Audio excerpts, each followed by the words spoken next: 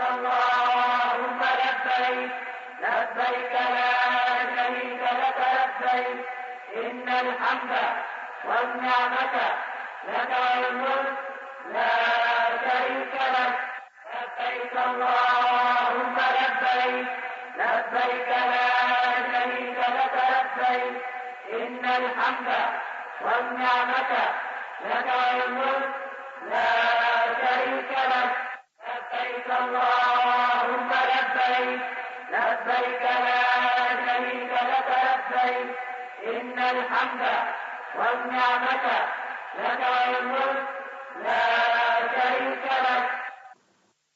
السلام علیکم ورحمۃ اللہ وبرکاتہ. وعلیکم السلام ورحمۃ اللہ وبرکاتہ.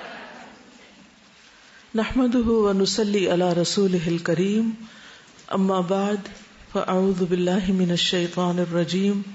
بسم اللہ الرحمن الرحیم. رب اشرح لي صدری ويسر لي امری واحلل عقدۃ من لسانی یفقہوا قولی. کل ہم نے عمرے کے بارے میں پڑھا تھا کہ کس فعل پر عمرہ تمام ہو جاتا ہے، مکمل ہو جاتا ہے.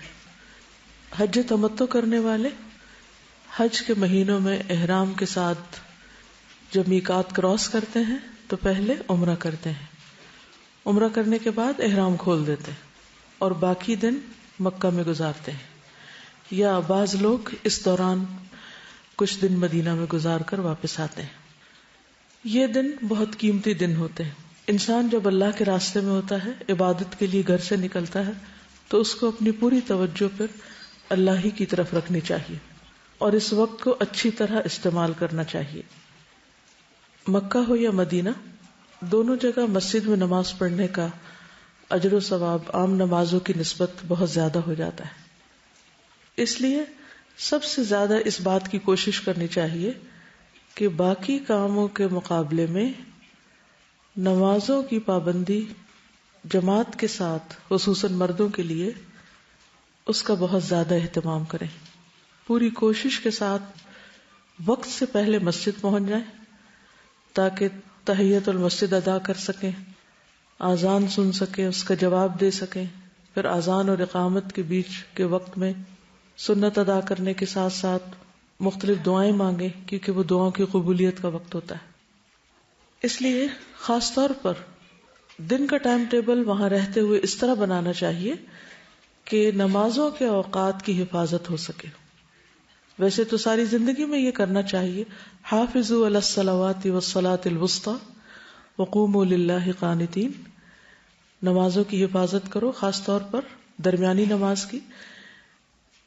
لیکن چونکہ وہاں جا کر انسان ایک ٹریننگ سے بھی گزر رہا ہوتا ہے، ایک تربیتی مرحلے سے گزر رہا ہوتا ہے، تو اس میں انسان کو سب سے زیادہ اہمیت اور سب سے زیادہ اس کا فوکس نماز پر ہی ہونا چاہیے، تاکہ کسی نماز کی ایک رکعت بھی نہ چھوٹے اس سے.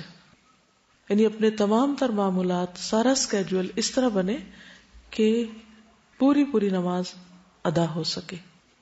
پھر اسی طرح نماز کے بعد بھی اگر انسان حرم میں بیٹھے تلاوت کرے، ذکر اذکار کرے، لوگوں سے میل ملاقات کرے، مختلف لوگوں کو آبزرو کرے، ان سے کچھ سیکھے، کچھ ان کو سکھائے، امر بالمعروف کرے، نہی عن المنکر کرے، تو یہ تمام چیزیں سفر حج کا ایک حصہ ہے.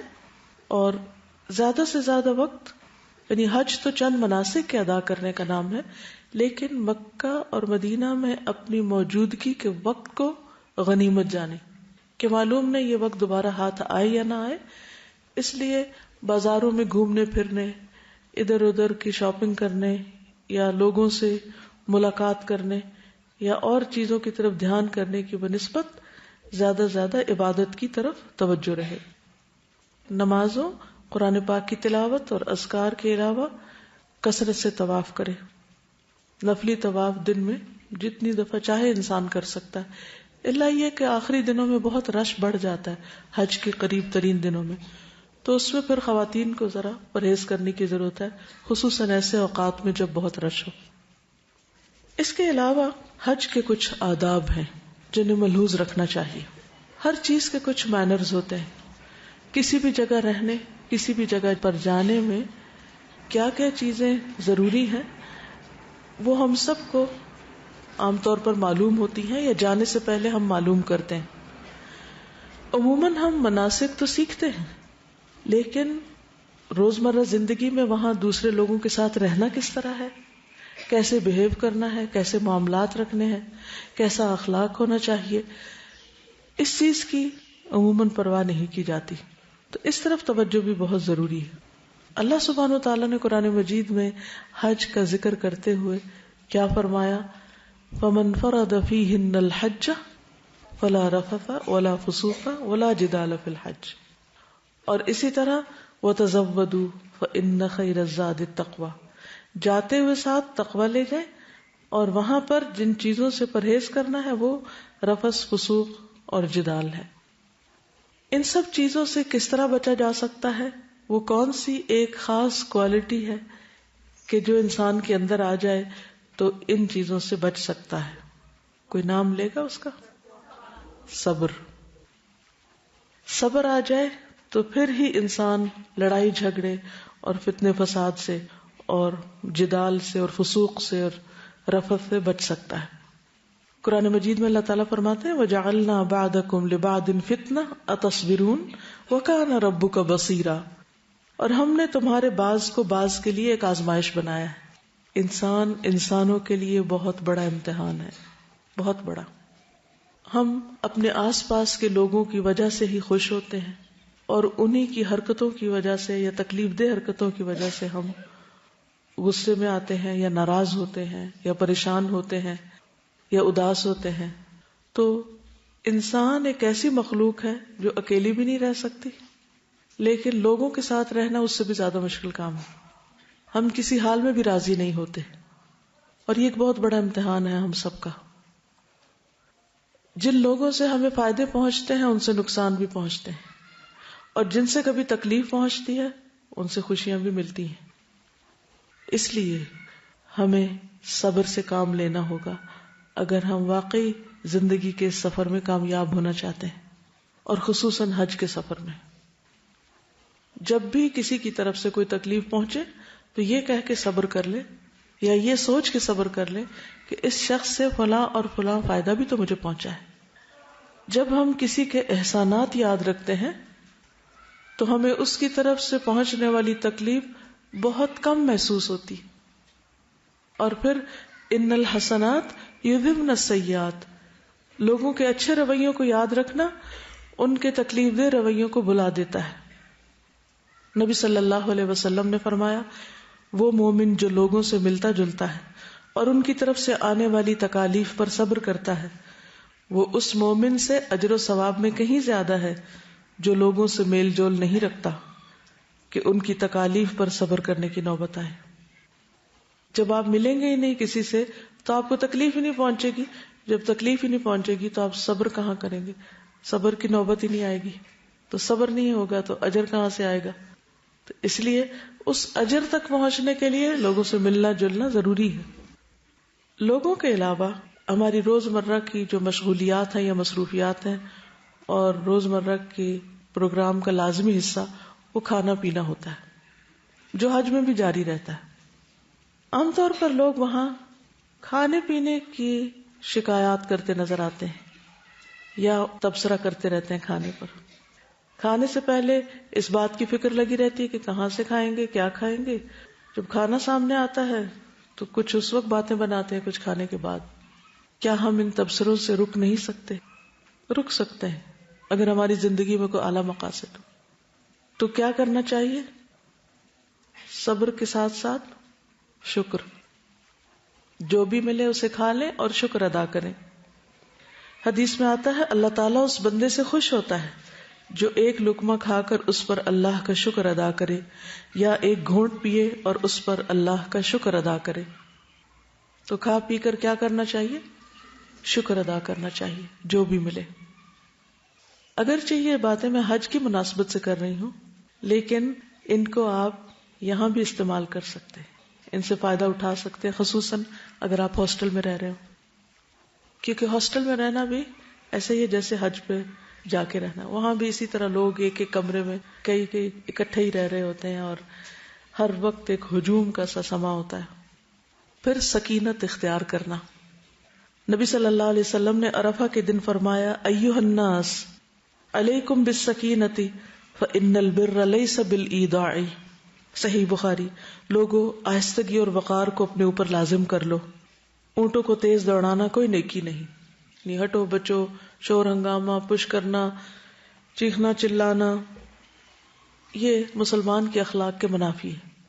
اور چال میں بھی وقار ہونا چاہیے، گفتگو میں وقار اور ٹھہراؤ ہونا چاہیے. معاملات کے اندر بھی اسی طرح شودی حرکتیں نہیں کرنی چاہیے. اس کا مجھے اردو اور انگریزی نہیں آتا. کچھ لوگ اعتدال میں نہیں رہتے، یا وہ غصے میں بھڑک رہے ہوتے ہیں یا وہ خوشی سے نہال ہو رہے ہوتے ہیں. بھائی درمیان میں رہو، ٹھہر جاؤ، سکینت اختیار کرو. خصوصاً عورتوں کے لیے بہت مشکل ہے، لیکن کوشش کرنے پر آپ یہ عادت اور سیرت اختیار کر سکتے. آپ ہی میں کچھ لوگ میں دیکھتی ہوں کہ ان کے اندر ماشاءاللہ بے پناہ ٹھہراؤ ہوتا ہے. تو ایسے لوگوں کو دیکھا کریں کہ وہ کس طرح بات کر رہے ہیں، کس طرح چل رہے ہیں، کیا کر رہے ہیں، کیونکہ انسان دیکھ کر بہت کچھ سیکھ سکتا ہے. پھر اپنی ذات سے دوسروں کو سکون اور تسلی دینا. انس بن مالک رضی اللہ عنہ سے روایت ہے کہ نبی صلی اللہ علیہ وسلم نے فرمایا یسروا ولا تعسروا وسکنوا ولا تنفروا. آسانی پیدا کرو، تنگی پیدا نہ کرو، لوگوں کو تسلی اور سکون دو، نفرت نہ دلاؤ. یعنی جہاں چاروں طرف آپ کے لوگ ہی لوگ ہوں وہاں پر آپ کے لیے نیکی کرنے کے مواقع بڑھ جاتے ہیں. آپ اس نگاہ سے لوگوں کو دیکھیں کہ کہاں، کس وقت، کب، کیسے کس کے کام آ سکتا ہوں. میں کسی کی کیا مدد کر سکتا ہوں، کیا خدمت کر سکتا ہوں، کسی کو کوئی بھلی بات بتا سکتا ہوں، کسی سے کوئی تکلیف دور کر سکتا ہوں، کسی کو آرام پہنچا سکتا ہوں. لیکن یہ سارے کام کرتے کرتے ساتھ ہی ذکر اذکار جاری رہنے چاہیے.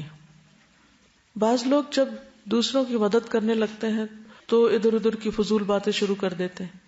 وہ کوئی غیبت شروع کر دیتے ہیں، کسی پہ تبصرہ، کسی پہ ہنس رہے ہیں، کسی کا مذاق اڑا رہے ہیں، کام بھی کر رہے ہیں لیکن ساتھ ایسی حرکتیں کر رہے ہیں.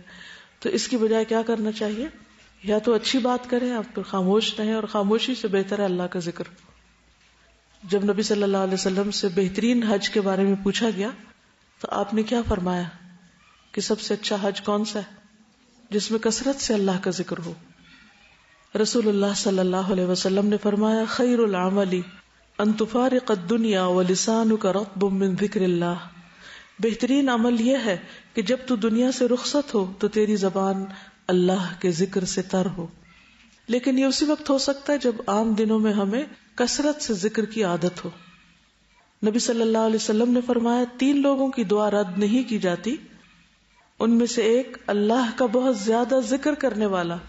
یعنی اگر آپ اللہ کا بہت ذکر کریں تو اس کا فائدہ کیا ہوگا؟ آپ کی دعائیں قبول ہوں گی. اور ہر شخص یہ چاہتا ہے کہ اس کی دعا قبول ہو، اور اس کو خوش قسمت سمجھتے ہم جس کی دعائیں قبول ہو رہی ہیں. پھر امیر کی اطاعت.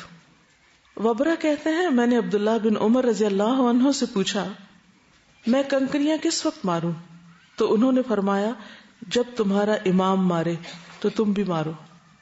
عموماً گروپس میں حج ہوتا ہے، چاہے فیملی کا ہو یا کسی ملک سے جب آپ جا رہے ہو تو اس وقت اکٹھے حج کر رہے ہو، تو اس میں ہر شخص کو اپنی الگ الگ راہ نہیں پکڑنی چاہیے اور اپنی مرضی سے قافلے سے ادھر ادھر نہیں بھٹک جانا چاہیے. کیونکہ کچھ پتہ نہیں کہ اتنے رش میں کوئی کچلا جائے، کسی کو ہارٹ اٹیک ہو جائے، کچھ ہو جائے، اور پھر آپ کو کوئی پہچانتا نہ ہو، جانتا نہ ہو تو کتنی مشکل ہو. یا آپ راستہ ہی نہ کھو بیٹھے، یا غلطی سے کسی لمبے راستے پہ نہ پڑ جائیں اور بلا وجہ کی مشقت میں پڑ جائیں اور آپ بہت سی اور دیگر خیر سے محروم ہو جائیں. تو اس لیے حج کے سفر میں اور کسی بھی اجتماعی سفر میں، خواہ کوئی ٹرپ ہو، کیا کرنا چاہیے؟ انسٹرکشنز کو غور سے سننا چاہیے اور ان کو فالو کرنا چاہیے. چاہے وہ گروپ ٹائم ہو یا کلاس روم ہو یا سفر میں ہو یا پھر حج پہ ہو. آپ وہاں پر دیکھیں گے کہ بہت سے ممالک کے گروپس اتنے آرگنائزڈ ہوتے ہیں، حتیٰ کہ لباس تو چھوڑو، ان کے جو بیگز ہوتے ہیں وہ بھی ایک سائز کے اور ایک رنگ کے اور ایک طرح کے سٹریپ سے بندھے ہوئے. جس طرح اس وقت آپ لوگ مختلف رنگ کے سٹریپس پہنے ہوئے ہیں اپنے آئیڈینٹی کارڈ کے ساتھ، تو اسی طرح حج پر بھی لوگ بہت ہی آرگنائزڈ وے میں سفر کر رہے ہوتے ہیں اور وہ اس سنت پر عمل کر رہے ہوتے ہیں. اپنی مرضی کرنے میں سہولت تو بہت ہوتی ہے، لیکن بتائیے کہ کیا ہمیشہ ہی سہولت ہوتی ہے یا مشکل بھی ہوتی ہے؟ کبھی کیا مشکل ہوتی ہے؟ کیا مشکل ہوتی ہے؟ اپنے گروپ کے ساتھ جاتا ہے اور اپنی مرضی سے بغیر کسی انسٹرکٹر کو بتائے وہ چلا جاتا ہے اور گروپ کہیں اور چلا جاتا ہے. تو بہت سارے لوگ ایسے دیکھے گئے ہیں جو پورا حج کے دورانیے میں اکیلے بیٹھے رہتے ہیں، نہ وہ اس جگہ سے کہیں اور جا سکتے ہیں، ان کو کچھ معلوم نہیں ہوتا. اور اکثر بزرگوں کے ساتھ بھی ایسا ہوتا ہے. بالکل. جی ہاں، ایک دوسرے کی سپورٹ نہیں ملتی. ہم اپنے علاوہ دوسروں کا بھی وقت ضائع کرتے ہیں کیونکہ وہ بیٹھے انتظار کرتے رہتے کہ کب لوگ واپس آئیں اور ہم اگلا سٹیپ شروع کریں.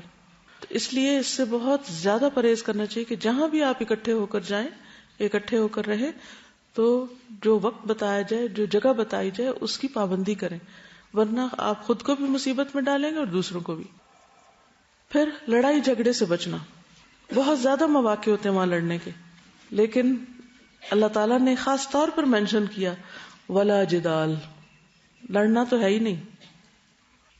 نبی صلی اللہ علیہ وسلم نے جب حدیبیہ میں پڑاؤ ڈالا تو ان کے ایک خیر خواہ نے خبر دی کہ میں کعب بن لؤی اور عامر بن لؤی کو پیچھے چھوڑ کر آ رہا ہوں، جنہوں نے حدیبیہ کے پانی کے ذخیروں پر اپنا پڑاؤ ڈال دیا ہے.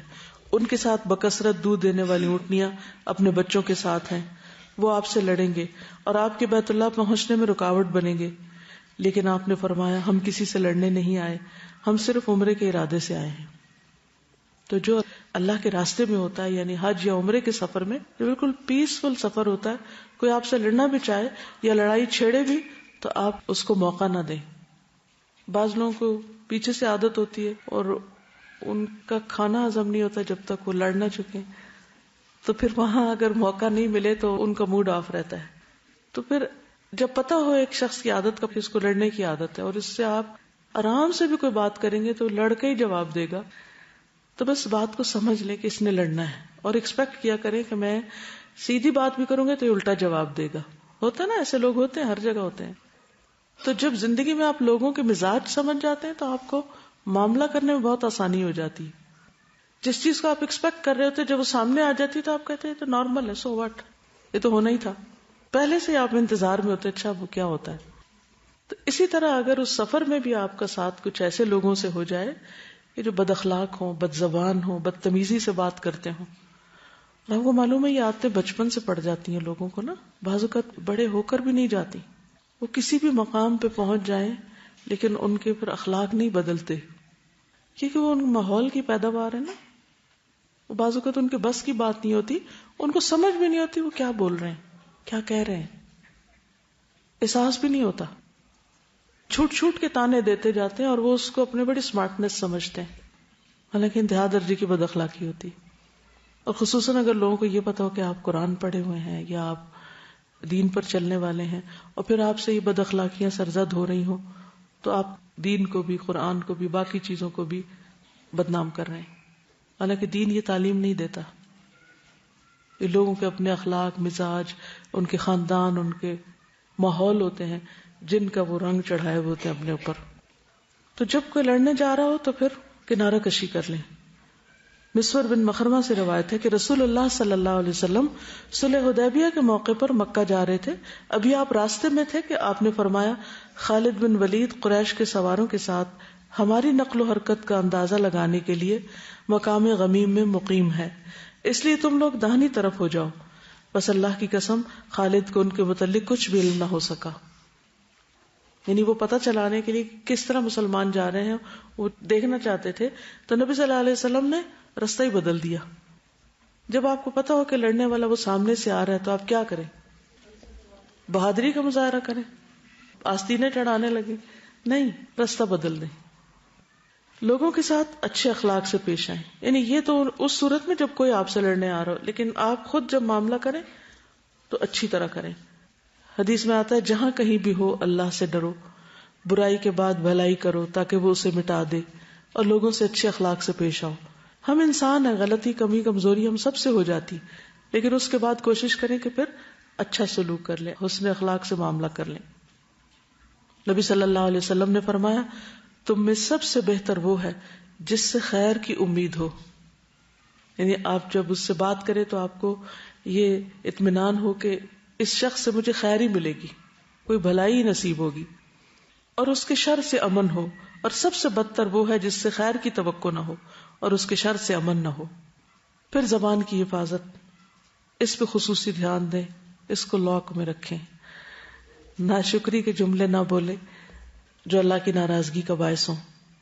ابو ہریرہ فرماتے ہیں نبی صلی اللہ علیہ وسلم نے فرمایا بندہ ایک بات زبان سے نکالتا ہے اور اس کے بارے میں سوچتا نہیں، جس کی وجہ سے وہ دوزخ میں اتنی دور پھسل کے گرتا ہے جتنا مشرق و مغرب کے بیچ میں دوری. تو اس لیے بہت سوچ سمجھ کے بات کریں، اور اگر کوئی بات کر کے آپ کو خلش شروع ہو جائے تو استغفار کر لیں اور آئندہ ان جملوں پر چیک رکھیں کہ پھر ایسی بات نہیں کریں گے. جب ہم کثرت سے ذکر کریں گے اور خاموش رہیں گے تو پھر ایسی نوبت ویسے ہی کم آئے گی. رسول اللہ صلی اللہ علیہ وسلم نے فرمایا اللہ اس بندے پر رحم فرمائے جو فائدہ مند بات کرتا ہے یا پھر خاموش رہ کر سلامت رہتا ہے. یعنی یہ نہیں کہ ایک مصنوعی خاموشی طاری کر لیں، جب ضرورت کے موقع پر بھی کوئی نہیں بولتا اس سے بھی دوسروں کو پریشانی لاحق ہوتی ہے، تو اس پریشانی سے بھی دوسرے کو بچانا چاہیے. تو اللہ تعالیٰ اس پر رحم کرے جو فائدے کی بات کرے، یعنی فائدے کی بات کرنے والے پر اللہ کی رحمت ہے. یا پھر اگر نہیں ہے کوئی فائدے کی بات، کام کی بات، تو خاموشی اختیار کر کے سلامت رہیں.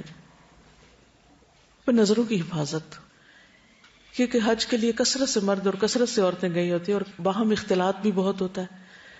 اس لیے کوشش کریں کہ کسی نامحرم پر نظر نہ پڑے.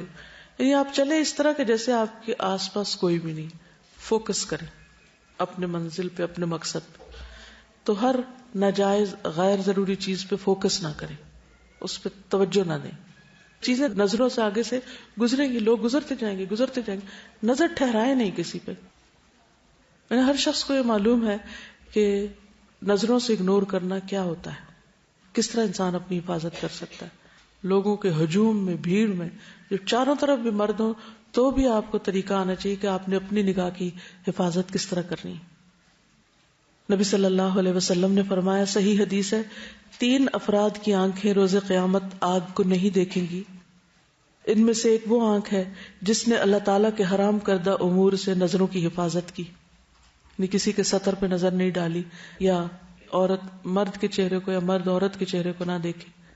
تو جو اپنی نظروں کی حفاظت کرے گا اللہ سبحانہ و تعالیٰ قیامت کے دن اس کی حفاظت فرمائیں گے. پھر عمل بالمعروف اور نہی عن المنکر اور دعوت اللہ کا کام ساتھ ساتھ کرتے جانا. نبی صلی اللہ علیہ وسلم نے فرمایا، جب لوگ گناہ کا کام ہوتے ہوئے دیکھیں اور اس سے نہ روکیں تو عنقریب ان سب کو اللہ کا عذاب گھیر لے گا. تو ہاتھ سے بھی روک سکتے ہیں، زبان سے بھی روک سکتے ہیں، اور مختلف طریقے سے سمجھا کے بھی لوگوں کو، ویسے کوئی لڑ رہا ہے تو اس کو بیچ میں صلح کرا دیں، کوئی اور چھلکا پھینک رہا ہے، پانی گرا رہا ہے، پانی بچے ضائع کر رہے ہوتے ہیں وہاں بیٹھ کے. بعض لوگ پانی 1 کپ میں پینا چاہیے 2 اکٹھے میں پینا شروع کر دیتے ہیں، پی کے نیچے پھینک دیتے ہیں. بہت سے غلط کام ہو رہے ہوتے ہیں. تو آپ ان کو اپنے عمل سے بھی بتا سکتے ہیں، خود آگے بڑھ کے ان چیزوں کو ٹھیک کر کے بھی، روک کے بھی. مثلا نبی صلی اللہ علیہ وسلم حج پہ جا رہے تھے، ایک عورت نے آپ کو راستے میں روک کر ایک سوال کیا، اس کے پاس بچہ تھا، اس نے آگے بڑھا اور کہا، یا رسول اللہ کیا اس پر بھی حج ہے؟ تو آپ نے فرمایا نہیں، اور آپ نے یہ بھی بتایا کہ اگر تم اس بچے کو حج کراؤ گی تو تمہارے لیے اس کا اجر ہے. فرض نہیں ہے بچے پہ، لیکن اگر بچہ ماں کے ساتھ حج کرتا ہے تو ماں کو اجر ملے گا اس کا. تو 1 نہیں 2 حج ہو جائیں گے ایک ہی سفر میں. پھر اللہ کی راہ میں کثرت سے خرچ کرنا، فی سبیل اللہ خرچ کرنا، کیا اجر ہے اس کا معلوم ہے آپ کو؟ مثل الذین ينفقون اموالهم فی سبیل اللہ. تو حج کیا ہے؟ فی سبیل اللہ سفر ہے. تو ساتھیوں پہ خرچ کرنا، وہاں کے لوگوں پہ خرچ کرنا، کسی بھی اعتبار سے کسی کو فائدہ پہنچانے کے لیے، یہ کوئی صدقہ خیرات نہیں، ویسے ہی خوش دلی کے ساتھ خیر اور بھلائی کے کاموں میں خرچ کرنا، اس کا اجر بہت زیادہ ہے، عام خرچ کرنے سے بھی زیادہ ہے. اس کو مثال کیا ہے قرآن مجید میں؟ کمثل حبۃ انبتت 7 سنابل فی کل سنبلۃ 100 حبۃ واللہ یضاعف لمن یشاء. ایک دانہ جس سے 7 بالیاں نکلیں اور پھر ہر بالی پہ 100 دانے ہوں، تو گویا ایک دانہ ملٹیپلائی ہو کر 100 دانے بن گیا. تو 1 روپیہ یا 1 ریال آپ خرچ کریں گے تو 700 کے برابر ہو جائے گا. اس لیے خوش دلی کے ساتھ خرچ کریں. عبداللہ بن عمر سے روایت ہے کہ رسول اللہ صلی اللہ علیہ وسلم نے فرمایا اللہ تعالیٰ اپنے بندوں کو نفع پہنچانے کے لیے کچھ لوگوں کو بطور خاص نعمتیں عطا کرتا ہے. اگر وہ خرچ کرتے رہیں تو وہ انعامات برقرار رہتے ہیں، اور اگر وہ رک جائیں تو وہ ان سے سلب کر کے دوسروں کو دے دیتا ہے. کیا مطلب ہے اس کا؟ کیا سمجھ آیا؟ جی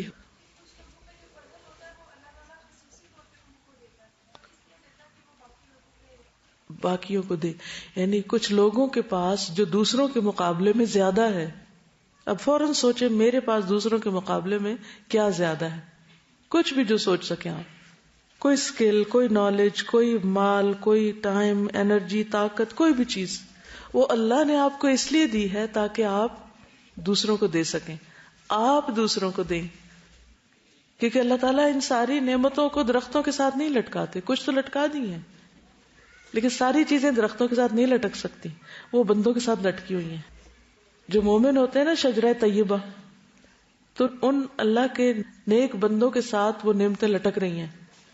اب ان کا کیا فرض بنتا ہے کہ وہ اپنے پھلوں سے دوسروں کو فائدہ پہنچائیں. تو یہ اللہ نے آپ کو یہ پھل اس لیے دیے، یہ بہاریں اس لیے لگائی ہیں آپ کو تاکہ آپ سے دوسرے فائدہ اٹھائیں. اگر آپ دوسروں پہ خرچ کرتے جاتے ہیں تو کیا ہوگا؟ آپ کو اللہ اور دیتا جائے گا، اور سپلائی آتی جائے گی آتی جائے گی آتی جائے گی، اور زیادہ بڑھا دے گا. لیکن اگر آپ نے روک دیا تو کیا ہوگا؟ اللہ بھی روک دے گا. یہ کس قدر افسوس کی بات ہے کہ ہم عام طور پر جو نعمت ہمارے پاس ہوتی ہے اس سے دوسرے کو فیض پہنچانے میں بخل کرتے ہیں. یعنی یہ تو میرے لیے، دوسرے کو کیوں دوں؟ اور بعض لوگ تو اپنے ہنر چھپاتے ہیں، کسی کو پتہ نہ چل جائے، ورنہ یہ ہمیں کام دے دیں گے، ہمیں یہ کام کرنا پڑ جائے گا. ہونا کیا چاہیے کہ جو کام ہمیں آتا ہو ہم دوسرے کو کہیں. جیسے حضرت انس کے بارے میں حضور صلی اللہ علیہ وسلم کے پاس ام سلیم آئی تھی، یا رسول اللہ یہ میرا بچہ لکھنا جانتا ہے، آپ اس سے کام لیں، یعنی اس کے پاس یہ اسکل ہے، آپ اس کو اپنی خدمت میں رکھیں. ہم میں سے اگر کسی کو لکھنا آتا ہو یا کوئی بھی کام، کسی بھی قسم کا آرٹ، تو عموماً ہم آگے دینا نہیں چاہتے، تو لوگ خود کر لینا، لوگ خود سیکھ لینا. ہم کیا سمجھتے ہیں جو کچھ بھی اللہ نے ہم کو دیا، کوئی بھی چیز ہمارے اندر کوئی بہت کمال تھا، وہ بہت بڑی خوبی تھی جو ہمیں مل گیا، یہ احسان تھا اللہ کا، فضل تھا، اس کو روکے نہیں ورنہ رک جائے گا. حضرت اسماء کو نبی صلی اللہ علیہ وسلم فرمایا تھا لا تو کی فیو کا علیہ کی، روکنا مت ورنہ تم روک لی جاؤ، تمہاری تھیلی باندھ دی جائے گی. تو اس موقع پہ سب سوچیں وہ کون سا کام ہے جو میں دوسروں کی نسبت بہتر کر سکتی ہوں، اور مجھ پر اللہ کا فضل ہے اور مجھے وہ آتا ہے اور میرے ساتھ والوں کو نہیں آتا، کیوں نہ میں ان کو بھی سکھا دوں، کیوں نہ میں ان تک بھی خیر لے جاؤں، کیونکہ الٹیمیٹلی تو وہ آپ ہی تک واپس پہنچے گی. تو کوئی بھی نیکی کا کام جو آپ کر سکتے ہو اور کسی بھی وجہ سے، خواہ وہ کوئی غصہ ہو، خواہ کوئی عداوت ہو کسی کی، یا بخل ہو یا حسد ہو یا کوئی ضد ہو، کسی بنا پر بھی اگر آپ روک لیتے ہیں نا تو آپ سے نیکی کے مواقع چھن جاتے ہیں، آپ محروم کر دیے جاتے ہیں. اللہ تعالیٰ وہ کسی اور کو نواز دیتا ہے، اللہ کسی اور سے کام لے لیتا ہے. اچھا چھوٹی چھوٹی مثالوں میں آپ دیکھیے کہ بعض اوقات ایسا ہوتا ہے نا، آپ گھر میں بیٹھے ہیں تو آپ کی امی پوچھ رہی ہیں وہ فلاں چیز کہاں ہے اور آپ کو پتا ہے، لیکن آپ چپ بیٹھے، کیوں؟ کہ وہ کہیں گے اٹھو لا دو مجھے، تو میں نے اٹھنا کوئی نہیں. تو بعض اوقات ہم صرف اپنی جان بچانے کے لیے بھی کچھ چیزوں کا اظہار ہی نہیں کرتے، تو وہ مجھ پہ آ پڑے گی کیونکہ جو بولے وہی کنڈا کھولے، اس لیے مشورہ ہی نہ دو. پھر دوسرے حجاج کی مدد کرنے میں کیا کیا ہو سکتا ہے؟ مثلا ان کا سامان اٹھانے یا رکھنے میں مدد دینا. نبی صلی اللہ علیہ وسلم نے فرمایا جس نے کسی مسلمان سے دنیا کا کوئی دکھ دور کیا، اللہ عز و جل اس سے قیامت کے روز کا کوئی دکھ دور کر دے گا. اور جس نے کسی مشکل میں پڑے شخص کے لیے آسانی کی، اللہ تعالیٰ اس کے لیے دنیا اور آخرت میں آسانی کرے گا. اور جس نے کسی مسلمان کی پردہ پوشی کی، اللہ تعالیٰ دنیا اور آخرت میں اس کی پردہ پوشی کرے گا. اللہ تعالیٰ اس وقت تک بندے کی مدد میں رہتا ہے جب تک کہ بندہ اپنے بھائی کی مدد میں رہے. پھر شاعر اللہ کی تعظیم کرنا، شاعر اللہ کی تعظیم کرنا یہ بھی حج کے آداب میں سے ہے. وَمَن يُعَظِّمْ شَعَائِرَ اللَّهِ فَإِنَّهَا مِن تَقْوَى الْقُلُوبِ. کیا کیا شاعر اللہ ہیں؟ مثلاً جتنے بھی مناسک ہیں وہاں، خاص طور پہ مسجد ہے، کعبہ شریف ہے، اس کے آس پاس کی جگہ ہے، تو وہاں شور ہنگامے سے بچنا، لڑائی سے اور ایسے کام کرنے سے جو مسجد کے ادب کے خلاف ہوں. بعض لوگ وہاں کوڑا بکھیر دیتے ہیں، صفائی کا لحاظ نہیں رکھتے، کعبہ کی طرف وہاں بھی پاؤں کر کے لیٹ جاتے ہیں، قرآن مجید نیچے رکھ دیتے ہیں. تو یہ ساری چیزیں جو ہیں یہ ناپسندیدہ ہیں. پھر یہ کہ اپنے آپ کو بیکار چیزوں سے دور رکھنا، بیکار گفتگو، بیکار کام، غیر ضروری مصروفیات، کیونکہ گنتی کے چند دن ہیں یہ بھی، ان سے پورا فائدہ اٹھانا چاہیے. اور ویسے بھی انسان کے اسلام کی خوبی یہ ہے کہ وہ بیکار کاموں کو چھوڑ دے. پھر دوسروں کی ضروریات کا خیال رکھنا، کسی کو پانی پلا دینا، کسی کو کھانا لا کر دے دینا. کچھ لوگ چائے پینے کے عادی ہوتے ہیں، بزرگ لوگ، ان کے لیے چائے لا کر دینا، یا اگر پکانے کی جگہ ہے تو پکا کر سب کو سرو کر دینا. ایک گروپ کے اندر ینگ لوگ ہوتے ہیں، کوئی بڑے عمر کے ہوتے ہیں، کوئی بہت صحت مند ہوتے ہیں، کوئی بیمار ہوتے ہیں. تو آپ اپنا مقام دیکھ لیجئے کہ آپ کہاں ہیں اور آپ کتنی نیکی کما سکتے ہیں. تو اس اعتبار سے دوسروں کے ساتھ جتنی بھی ان کی خدمت، ان کی مدد آپ کر سکتے ہو کریں، لیکن ساتھ ساتھ نیت ضرور قابو میں رکھیں. پیپل پلیزر نہ بن جائیں کہ لوگ کہیں گے واہ بھائی واہ فلاں تو بہت اچھی ہے، اس نے تو اتنی خدمت کی حج کے سفر میں کہ بس ہمیں بھولتا ہی نہیں. یہ تمغہ لینے کے لیے نہیں کریں. جب شیطان دل میں یہ وسوسہ ڈالے تو فوراً اپنے آپ کو سنبھالے کہ نہیں، مجھے تو اللہ کی رضا چاہیے. اس سے فائدہ کیا ہوگا کہ آپ اعتدال میں رہیں گے، نہ تو آپ تعریف کے انتظار میں رہیں گے اور نہ تعریف آپ کو فیول بنے گی کہ وہ تعریف کو فیول پڑے تو آپ چلیں. آپ چلتے رہیں گے حتیٰ کہ جب لوگ تعریف نہیں کریں گے یا بعض اوقات تعریف کے بجائے تنقید کریں گے تو بھی آپ اپنا کام کرتے رہیں گے، کیونکہ آپ کو پتہ ہے کہ آپ اللہ کے لیے کر رہے ہیں، ان کے لیے تو کر ہی نہیں رہے تھے. پھر یہ ہے کہ اس راستے میں جو تکلیفیں ہیں ان کا ذکر نہ کریں اور ان کو بہت زیادہ بار بار دہرائیں نہیں، کیونکہ مومن کو تو عام حالات میں اگر ایک کانٹا بھی چپ جاتا ہے تو اس پر بھی اجر ہے. اور یہ تو اللہ کے راستے کا سفر ہے، کیونکہ شکوہ کس سے کر رہے ہیں کہ اللہ تیرے راستے میں یہ اور یہ مشکل پیش آئی. نہیں، نادانی میں بھی ایسی باتیں نہ کریں، کیونکہ جو مسلمان جب اس کو دنیا میں کوئی کانٹا بھی چبھے اور اس پر وہ ثواب کی نیت سے صبر کرے تو اس وجہ سے اللہ تعالیٰ قیامت کے دن اس کے گناہ معاف کر دیں گے. تو ہائے ہائے نہیں بچائے رکھنا چاہیے. پھر اسی طرح اگر بیمار ہو جائیں حج کے سفر میں، علاج دوا کے ساتھ ساتھ اپنے ساتھیوں کو، آس پاس کے لوگوں کو تنگ نہ کریں، پریشان نہ کریں. بخار بھی چڑھے تو جسم سے اس طرح گناہ جھڑتے ہیں جیسے سوکھے پتے درخت سے جھڑتے ہیں. تو یہ سارے گناہوں کو جھاڑنے کے طریقے ہوتے ہیں، تو اس کا بھی بہت ذکر نہ کریں. پھر دوسروں میں صلح کروانا. بعض اوقات آپ کے گروپ میں 2 لوگ آپس میں لڑ بیٹھتے ہیں اور وہ بولنا چالنا چھوڑ دیتے ہیں، تو صلح کرانا کتنی بڑی نیکی ہے. نماز، روزے، حج، زکوٰۃ سے بھی بڑی اجر و ثواب میں بڑھ جاتی ہے. کیونکہ ہوتا ہی ہے کہ جب 2 لوگوں کی لڑائی ہو جاتی ہے یا آپس میں کوئی مس انڈرسٹینڈنگ ہوتی ہے، پھر آپ کو غیبت بھی سننی پڑتی ہے اور بدگمانیاں بھی بعض اوقات آپ کے دل میں آ جاتی ہیں اور بعض اوقات دوسروں کو آپ بلٹل کرنے لگتے ہیں. تو بہتر ہے کہ جلد از جلد ان کی دوستی کرا دی جائے. اس سے انشاءاللہ تعالیٰ آپ کے حج کا سفر جو ہے وہ خوشی سے گزرے گا. کہتے ہیں یوم الترویہ. عرب لوگ حج کے سفر پر روانہ ہونے سے پہلے اس دن اونٹوں کو خوب پانی پلاتے تھے، سیراب کرتے تھے، یعنی سیرابی کا دن. تو یوم الترویہ یا اس سے پہلے حج کے مناسک کو پھر دوہرا لیں. یعنی ایک تو آپ گھر سے ٹریننگ لے کر گئے، عمرے کے بعد آپ پھر عام یعنی روزمرہ زندگی گزارنے لگے ایک طرح سے، اور اب خاص حج کے دن آ گئے تو دوبارہ ان کو دہرائیں. صحیح الجامع میں آتا ہے، ابن عمر سے روایت ہے، نبی صلی اللہ علیہ وسلم نے یوم الترویہ سے 1 دن پہلے لوگوں کو خطبہ دیا اور ان کے مناسک سکھائے. پھر حج تمتع کی نیت کرنے والے افراد غسل کر کے اپنی قیام گاہ سے احرام باندھیں. جس ہوٹل میں آپ ٹھہرے ہوئے ہیں، جس جگہ پر آپ رکے ہوئے ہیں، وہیں سے احرام پہنے. مسجد عائشہ جانے کی یا کہیں اور جانے کی ضرورت نہیں. رسول اللہ صلی اللہ علیہ وسلم نے فرمایا جو لوگ میقات کے اندر رہتے ہوں وہ اپنے شہروں سے احرام باندھیں، حتیٰ کہ مکہ کے لوگ مکہ ہی سے احرام باندھیں.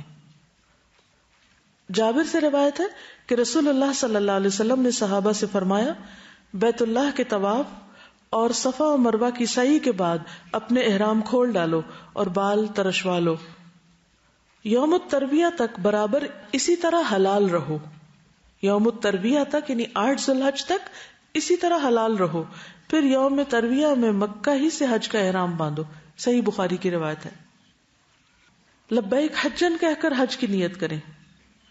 انس رضی اللہ عنہ کہتے ہیں جب ہم مکہ آئے تو آپ کے حکم سے جن لوگوں نے حج تمتع کا احرام باندھا تھا سب نے احرام کھول دیا، پھر 8ویں تاریخ کو سب نے حج کا احرام باندھا۔ نیت کرنے کے بعد ایک بار یہ کلمات ادا کریں، اللہم حجۃ لا ریاء فیہا ولا سمعۃ، اے اللہ میرے اس حج سے نہ دکھاوا مقصود ہے نہ شہرت مطلوب۔ منہ سے بول کے کہیں کہ اللہ حج کر رہا ہوں دکھانے کے لیے یا شہرت کے لیے نہیں۔ اس کے بعد تلبیہ پڑھیں۔ جابر رضی اللہ عنہ نے بیان کیا کہ ہم نبی صلی اللہ علیہ وسلم کے ساتھ حجۃ الوداع میں مکہ آئے، پھر 8ویں ذی الحج تک ہم حلال ہو گئے، اور مکہ سے نکلتے ہوئے جب ہم نے مکہ کو اپنی پشت پہ چھوڑا تو حج کا تلبیہ کہہ رہے تھے۔ یعنی پہلا تلبیہ کب شروع ہوا تھا؟ جہاز میں شروع ہوا تھا، ٹھیک ہے، اور کب ختم ہوا تھا؟ جی مسجد حرام میں پہنچ کر۔ اب اس کے بعد تلبیہ ختم، عام ذکر کرتے رہیں۔ دوبارہ تلبیہ کب شروع ہوگا؟ 8 ذی الحج کو جب دوبارہ احرام پہنا جائے گا حج کے لیے، ٹھیک ہے۔ لبيك اللهم لبيك لبيك لا شريك لك لبيك إن الحمد والنعمة لك والملك لا شريك لك لبيك اللهم لبيك لبيك لا شريك لك لبيك إن الحمد والنعمة لك والملك لا شريك لك لبيك اللهم لبيك لبيك لا شريك لك لبيك إن الحمد والنعمة لك والملك لا شريك لك۔ ابن عمر رضی اللہ عنہ 8ویں ذی الحجہ میں نماز ظہر پڑھنے کے بعد جب سواری پر اچھی طرح بیٹھ جاتے تو لبیک کہتے، ٹھیک ہے۔ لبیک شروع کب کرنی چاہیے؟ جب سواری پہ بیٹھ جائیں۔ خواتین حالت حیض میں بھی احرام کی نیت کریں گی، وہ طواف کے علاوہ باقی تمام ارکان ادا کر سکتی ہیں۔ عائشہ رضی اللہ تعالیٰ عنہ فرماتی ہیں کہ ہم رسول اللہ صلی اللہ علیہ وسلم کے ساتھ حج کے لیے اس طرح نکلے کہ ہماری زبانوں پر حج کے علاوہ اور کوئی ذکر ہی نہ تھا، یعنی تلبیہ ہی تلبیہ تھا۔ جب ہم مقام صرف پہنچے تو مجھے حیض آ گیا، میں اس غم میں رو رہی تھی کہ نبی صلی اللہ علیہ وسلم تشریف لائے۔ آپ نے پوچھا کیوں رو رہی ہو؟ میں نے کہا کاش میں اس سال حج کا ارادہ ہی نہ کرتی۔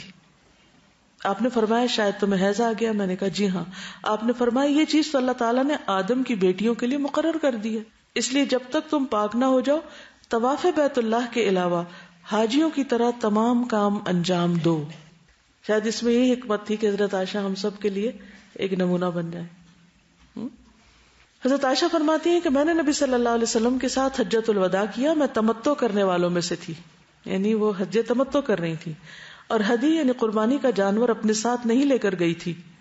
پھر وہ حائضہ ہو گئی اور عرفہ کی رات آ گئی اور ابھی تک وہ پاک نہیں ہوئی تھی، اس لیے انہوں نے کہا اللہ کے رسول صلی اللہ علیہ وسلم آج عرفہ کی رات ہے اور میں عمرہ کی نیت کر چکی تھی۔ آپ نے فرمایا اپنے سر کو کھول دو، کنگھی کرو اور عمرہ کو چھوڑ دو۔ میں نے ایسا ہی کیا، پھر میں نے حج پورا کیا۔ اور پھر انہوں نے عمرہ کب کیا تھا؟ جب سب لوگ واپس جا رہے تھے تو اس وقت آپ نے عمرہ بھی کیا، کیونکہ سب عمرہ اور حج دونوں کر رہے تھے، تو انہوں نے بھی پھر واپسی پہ عمرہ کر لیا۔ حج کے بعد مکہ سے منا کے لیے روانہ ہو اور ظہر سے پہلے منا پہنچ جائے، یہ مسنون طریقہ ہے۔ عبدالعزیز بن رفیع بیان کرتے ہیں میں نے انس بن مالک سے پوچھا رسول اللہ صلی اللہ علیہ وسلم نے ظہر اور عصر کی نماز 8ویں ذی الحجہ میں کہاں پڑھی تھی؟ اگر آپ کو نبی صلی اللہ علیہ وسلم سے یاد ہے تو مجھے بتائیے۔ انہوں نے جواب دیا کہ منا میں۔ بعض لوگ اس دن پھر حرم چلے جاتے ہیں اور یہ سوچتے ہیں کہ حرم میں نماز پڑھ کے پھر ہم جائیں گے، یہاں 1,00,000 نمازوں کا ثواب ہے، لیکن کیا کرنا چاہیے؟ منا میں پڑھنی چاہیے، اب اس کا ثواب زیادہ ہے. کیوں؟ کیونکہ نبی صلی اللہ علیہ وسلم کی سنت ہے. منا میں 5 نمازیں ظہر، عصر، مغرب، عشاء اور اگلے دن کی فجر قصر کر کے اپنے اپنے وقت پر ادا کریں. منا میں ظہر اپنے وقت پر، عصر اپنے وقت پر، مغرب اپنے وقت پر اور عشاء اپنے وقت پر، اور فجر بھی اپنے وقت پر، لیکن قصر. عبداللہ بن مسعود کہتے ہیں میں نے نبی صلی اللہ علیہ وسلم، ابو بکر اور عمر کے ساتھ منا میں 2 رکعت یعنی 4 رکعت والی نماز 2 رکعت میں قصر میں پڑھی. یہ صحیح بخاری کی روایت ہے. جابر بیان کرتے ہیں آپ نے منا میں ظہر، عصر، مغرب اور عشاء اور فجر کی نمازیں پڑھی. یعنی 5 نمازیں وہاں پڑھی جاتی ہیں اگلے سفر سے پہلے. ابن عباس سے مروی ہے نبی صلی اللہ علیہ وسلم نے منا میں 5 نمازیں پڑھی. یاد رہے گی یہ بات؟ یہاں نمازوں پر لوگ لڑائی جھگڑے شروع کر دیتے ہیں، قصر پڑھنی ہے یا نہیں پڑھنی. آپ ان کو یہ حدیث بتا دیں اور اس کے بعد لڑنے سے قطعی پرہیز کریں. کوئی بحث کو آئے بھی تو خاموشی اختیار کریں، اور آپ خود وہ کریں جس پر آپ کے دل کا اطمینان ہے، چاہے سارا قافلہ کچھ اور کر رہا ہو. یعنی نماز کے وقت کہ وہ قصر نہ بھی پڑھیں تو آپ اس لیے پڑھیں کہ نبی صلی اللہ علیہ وسلم نے پڑھی تھی. رات کو منا میں قیام کریں. عبداللہ بن عباس فرماتے کہ بیت اللہ کے طواف کے بعد آپ کعبہ کے پاس اس وقت تک نہ گئے جب تک میدان عرفات سے واپس نہ آ گئے. یعنی منا سے مکہ نہیں آنا. ٹھیک ہے. منا میں منظم انداز میں بیٹھے. ایک صحابی کہتے ہیں کہ رسول اللہ صلی اللہ علیہ وسلم نے منا میں لوگوں کے سامنے خطبہ دیا اور ان کو اپنے ٹھکانوں پر اتارا، اور آپ نے قبلہ کے داہنی طرف اشارہ کرتے ہوئے فرمایا مہاجرین یہاں اترے، قبلے کے بائیں طرف اشارہ کرتے ہوئے فرمایا انصار یہاں اترے. پھر باقی لوگوں کے لیے حکم ہوا کہ وہ ان کے ارد گرد اترے. یعنی یہ تنظیم کا ایک طریقہ تھا نا کہ مہاجرین ادھر آ جائیں، انصار ادھر آ جائیں اور باقی لوگ ان کے ارد گرد ہو جائیں. یعنی ایک طرح سے 2 کیمپ بنا دیے. اب آپ 8 تاریخ سے مکہ سے یا مدینہ سے آتے ہوئے منا کی طرف آئے. کب پہنچنا ہے؟ ظہر سے پہلے، اور رات یہی گزارنی ہے. 5 نمازیں یہی پڑھنی ہے. یہ 3 اہم کام ہیں. اب صبح ہو گئی، 9 ذی الحج ہو گیا، یوم العرفہ. یہ حج کا اہم ترین رکن ہے، عرفہ کا قیام. اور عرفہ کا وقوف فرض ہے.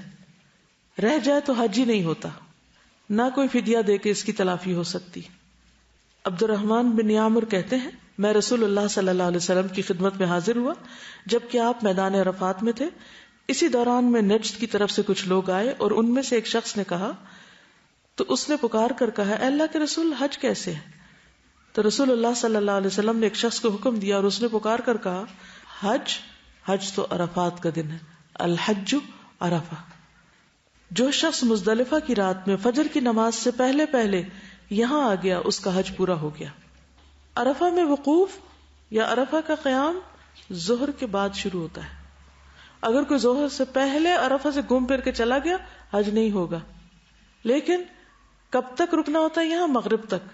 ہاں اگر کوئی شخص مغرب کے بعد یہاں پہنچتا ہے تو بھی اس کا حج ہو جائے گا. ٹھیک ہے. عبد الرحمن کہتے ہیں میں نبی صلی اللہ علیہ وسلم کے پاس تھا، کچھ لوگ آئے اور حج کے بارے میں پوچھا. آپ نے فرمایا حج عرفات میں ٹھہرنے کا نام ہے. جو شخص مزدلفہ کی رات 9 اور 10 ذی الحج کی درمیانی رات طلوع فجر سے پہلے میدان عرفات میں پہنچ گیا اس کا حج ہو گیا. گویا ظہر سے لے کر ظہر کے بعد عصر، عصر سے مغرب، مغرب سے عشاء، عشاء سے لے کے فجر سے پہلے تک جو شخص عرفات میں آ کے ٹھہرتا ہے اس کا حج ہو جاتا ہے. واضح؟ اوکے. اب چونکہ حج عرفہ کے دن کے وقوف کا نام ہے تو عرفہ کا دن نہایت اہم دن ہے، بہت ہی فضیلت والا دن ہے. رسول اللہ صلی اللہ علیہ وسلم نے فرمایا اللہ تعالیٰ عرفہ کی شام، عرفہ کی آفٹرنون اہل عرفہ کی وجہ سے اپنے فرشتوں کے سامنے فخر فرماتا ہے. یعنی جو لوگ عرفہ میں ہوتے ہیں ان کے اوپر فخر کرتا ہے اور کہتا ہے میرے ان بندوں کو دیکھو جو میرے پاس پراگندہ حال اور غبار آلود ہو کر آئے. جب آپ مکہ سے نکلتے ہیں نا احرام پہن کے، صاف ستھری چادریں ہوتی ہیں، بہت فریش، خوشی خوشی آپ منا میں آتے ہیں. منا بھی صاف ستھرا، بہت اچھے انتظامات ہوتے ہیں. آپ فجر تک نمازیں پڑھ کے جب وہاں سے نکلتے ہیں عرفات کی طرف فجر کے بعد تو کافی لمبی لائنیں ہوتی ہیں، دھوپ بھی چڑھ چکی ہوتی ہے، اور اپنی منزل ٹھکانے تک پہنچتے پہنچتے کافی حال خراب ہو چکا ہوتا ہے. اور وہ جگہ ایسی نہیں ہوتی جہاں آپ دوبارہ نہا کے فریش ہو جائیں، نہانے والی کوئی جگہ نہیں ہوتی. آج کے دور میں بھی جہاں اتنے انتظامات ہیں وہاں عرفہ کا دن ہر ایک کے لیے غبار آلود دن ہے، کیونکہ آپ کو 24 گھنٹے ہو چکے ہیں تقریباً احرام پہنے ہوئے، کوئی چادریں پہنی ہوئی ہیں آپ نے. اور وہاں ایسا نہیں ہے کہ آپ کسی جگہ گاڑی پر وہیں اتریں گے اور پھر ساتھ ہی بیٹھ جائیں گے. بازو کا دور دور اتارتے ہیں، پھر آپ کو بتایا جاتا ہے فلاں جگہ آپ کا خیمہ ہے، وہاں تک آپ کو پیدل چل کے جانا ہوتا ہے. اور بہت سے لوگ تو مکہ سے ہی پیدل سفر شروع کرتے ہیں، مینا میں رکتے ہیں، پھر وہاں سے پیدل شروع کر دیتے ہیں اور عرفات تک پیدل ہی آتے ہیں. تو بہرحال وہ سب اپنے شوق سے جاتے ہیں، محبت سے جاتے ہیں. اور یہی وہ وقت ہے، یہی وہ دن ہے جس میں سال کے سارے دنوں سے زیادہ بندوں کے گناہ معاف ہوتے ہیں.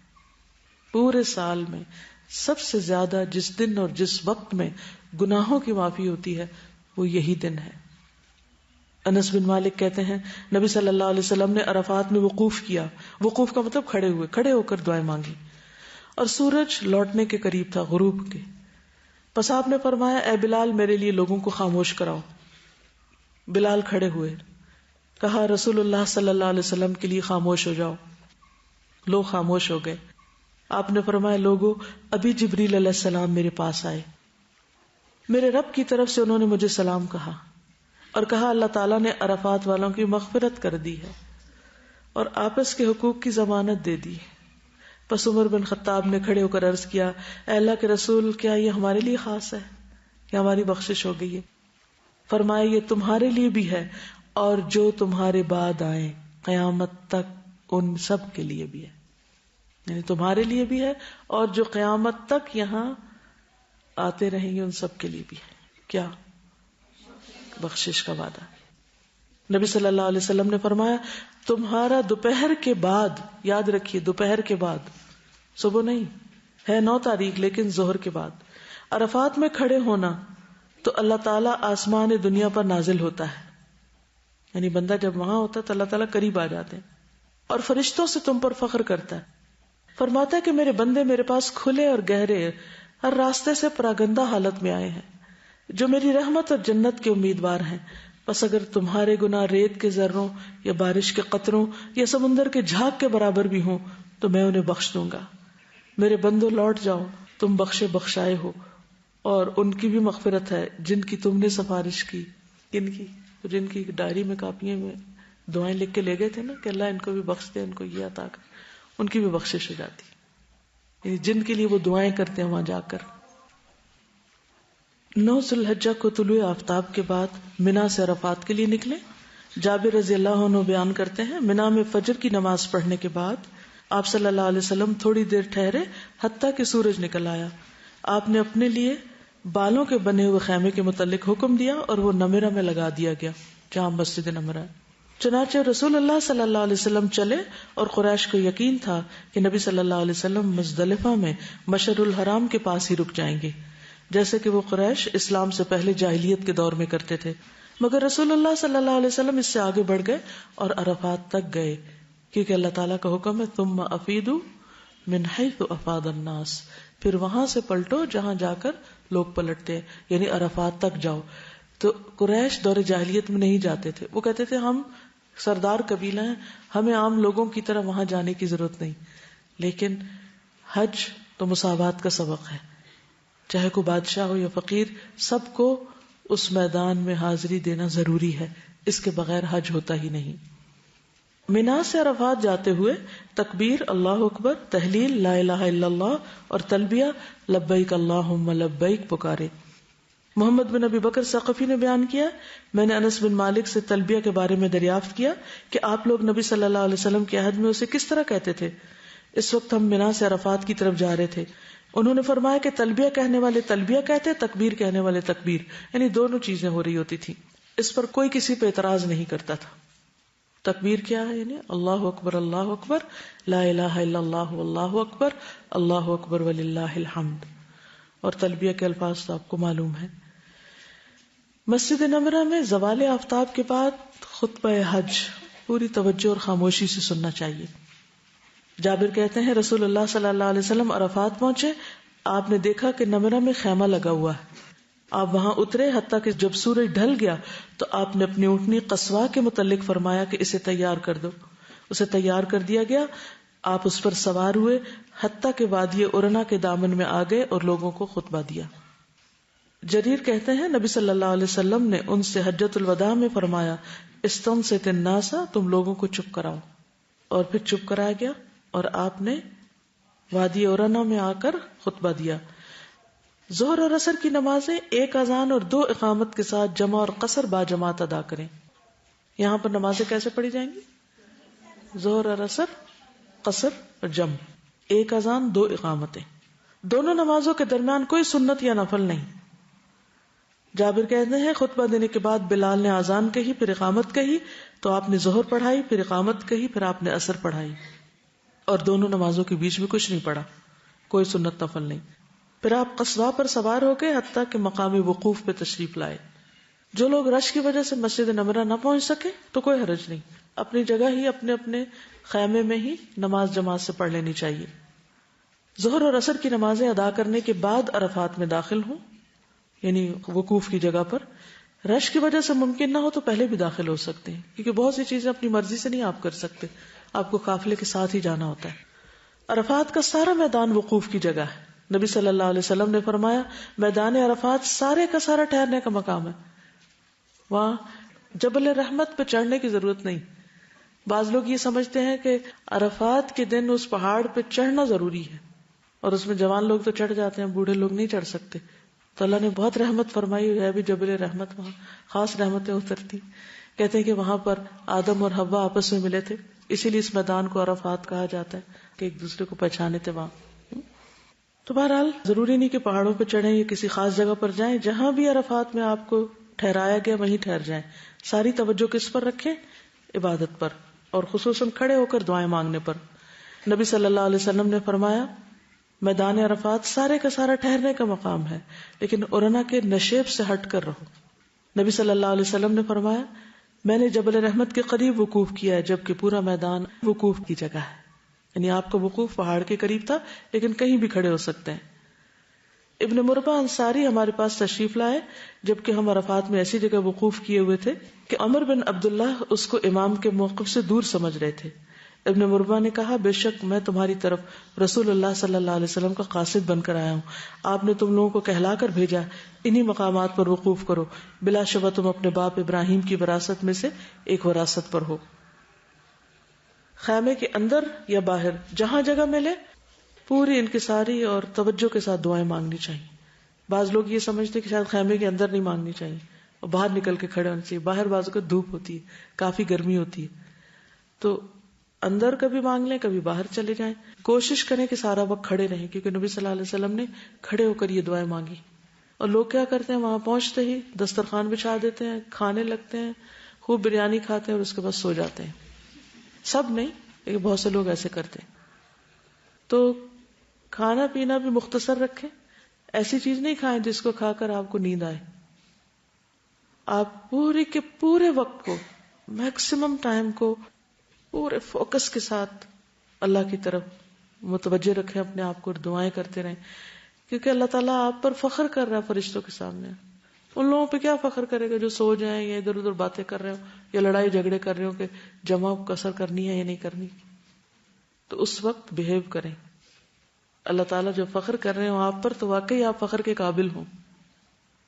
جابر کہتے ہیں نبی صلی اللہ علیہ وسلم قصواء پر سوار ہوئے حتیٰ کہ مقام وقوف پہ تشریف لائے، اپنی اونٹنی قصواء کا پیٹ پتھروں کی طرف کر دیا، یعنی وہیں رکے رہے، اور جبل المشاء کو جو کہ ریت کا بڑا ٹیلا تھا، لوگ اس کو پیدل ہی عبور کرتے تھے، اپنے سامنے کیا، قبلہ رخ ہوئے، پھر وہیں رکے رہے حتیٰ کہ غروب ہو گیا، اور ٹکیا کے غائب ہو جانے کے بعد کچھ زردی بھی ختم ہو گئی، اتنی دیر تک وہاں رکے۔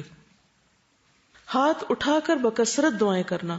اسامہ سے مروی ہے میدان عرفات میں رسول اللہ صلی اللہ علیہ وسلم کا ردیف تھا، یعنی اونٹنی میں آپ کے پیچھے تھا، آپ نے دعا کے لیے ہاتھ اٹھائے تو اونٹنی ایک طرف کو جھکنے لگی اور اس کی لگام گر گئی، چنانچہ آپ نے ایک ہاتھ سے رسی کو پکڑ لیا اور دوسرے ہاتھ کو اٹھائے رکھا، یعنی ہاتھ نیچے نہیں ہونے دیا۔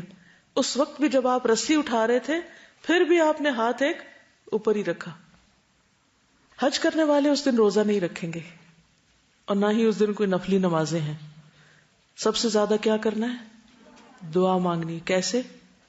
کھڑے ہو کر اور ہاتھ اٹھا کر اور قبلہ رخ ہو کر. ٹھیک ہے، خواہ خیمے کے اندر یا باہر. ام الفضل کہتی ہیں عرفہ کے دن لوگوں کو رسول اللہ صلی اللہ علیہ وسلم کے روزے کے بارے میں شک ہوا، اس لیے میں نے آپ کو پینے کے لیے کچھ بھیجا. آپ نے اس کو پی لیا، جس سے پتہ چلا کہ آپ روزے سے نہیں تھے.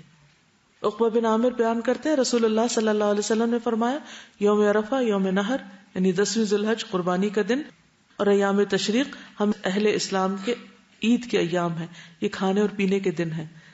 ہماری عید تو 10 کو شروع ہوتی ہے، حاجیوں کی 9 کو ہی شروع ہو جاتی، تو اس دن یعنی کہ روزہ رکھنا درست نہیں وہاں پر. لیکن یہاں جو روزہ رکھے گا اس کا کیا فائدہ، کتنا ثواب؟ 2 سال کے گناہ معاف ہوں گے. حاجیوں کے تو ساری زندگی کے معاف ہو رہے ہیں اور یہاں والوں کو بھی اللہ تعالیٰ نے بالکل محروم نہیں رکھا. ابو نجیح کہتے ہیں ایک مرتبہ کسی نے ابن عمر سے عرفہ کے دن کے روزے کے بارے میں پوچھا. انہوں نے فرمایا کہ میں نے نبی صلی اللہ علیہ وسلم کے ساتھ حج کیا لیکن انہوں نے اس دن کا روزہ نہیں رکھا. میں نے ابو بکر کے ساتھ حج کیا، انہوں نے اس دن روزہ نہیں رکھا. میں نے عمر کے ساتھ حج کیا، انہوں نے اس دن روزہ نہیں رکھا. میں نے عثمان کے ساتھ حج کیا، انہوں نے بھی اس دن روزہ نہیں رکھا. میں اس دن کا روزہ نہ رکھتا ہوں، نہ حکم دیتا ہوں اور نہ منع کرتا ہوں. یعنی میں کسی کو کچھ کہتا نہیں، لیکن یہ کہ ان سب میں سے کسی نے بھی روزہ نہیں رکھا. عطا بن ابی رباح کہتے ہیں ایک مرتبہ عبداللہ بن عباس نے فضل بن عباس کو عرفہ کے دن کھانے پہ بلایا. انہوں نے کہا میں روزے سے ہوں.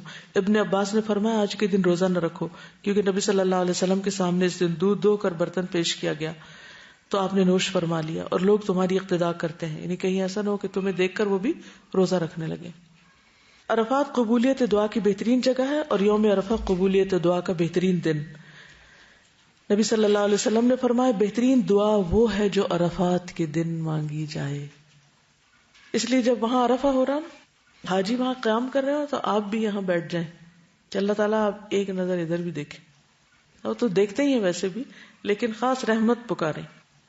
نبی صلی اللہ علیہ وسلم نے فرمایا عرفہ کے دن کے سوا اور کوئی دن ایسا نہیں جس میں اللہ تعالیٰ کثرت سے بندوں کو آگ سے آزاد کرتے ہوں اور فرشتوں کے سامنے ان حاجیوں کی وجہ سے فخر کرتے ہوں اور فرشتوں سے پوچھتے ہوں کہ یہ لوگ کیا چاہتے ہیں. تو فرشتے کیا بتاتے ہیں؟ کیا چاہتے ہیں لوگ؟ بخشش چاہتے ہیں، تو اللہ تعالیٰ ان کو بخش دیتے ہیں. تو اس قیمتی وقت سے پورا فائدہ اٹھائیں. عرفہ کے دن کی بہترین دعا کیا ہے؟ لا الہ الا اللہ وحدہ لا شریک لہ لہ الملک ولہ الحمد وہو علی کل شیء قدیر. اس میں دعا والی کون سی بات ہے؟ توحید کا اقرار ہے، اللہ کی رحمت کو پکارنا ایک طرح سے، اور یہ کہنا کہ اللہ ہر چیز پہ قادر ہے، تو سب کچھ کر سکتا ہے وہ. بالکل جو دل میں خیال آئے اور جو چیزیں ہمیں زندگی مشکل لگتی ہیں وہ کیا سوچ کے انسان مانگے کہ اللہ ہر چیز پر قادر ہے. اوکے، سبحانک اللہم و بحمدک اشہد ان لا الہ الا انت استغفرک و اتوب الیک. السلام علیکم و رحمۃ اللہ وبرکاتہ.